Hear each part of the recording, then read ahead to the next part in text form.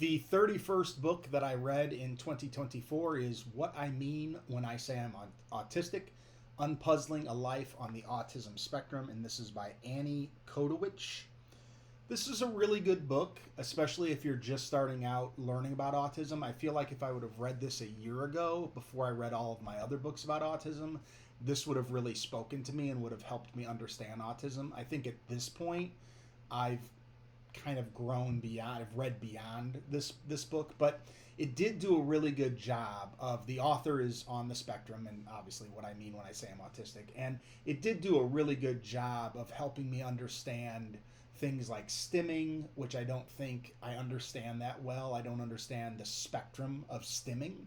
This book did a really good job of helping me understand that concept, discovering that you're autistic, and also getting an official diagnosis that you're autistic is part of this book as well, and I thought that was really interesting too. So it's a solid read. It's obviously a short read, solid read. You can get this done in 2 or 3 hours, and get a pretty well versed definition of autism, and more than that. And the thing that's unique about this book from other autistic books that I've read is that you get inside the author's head, and she's telling you what her experience being autistic, being on the spectrum is like. So it was unique in that way, but still not the best autism book that I've read in the last year. And again, if I were just beginning to read books about autism, this would have probably taught me more than it did.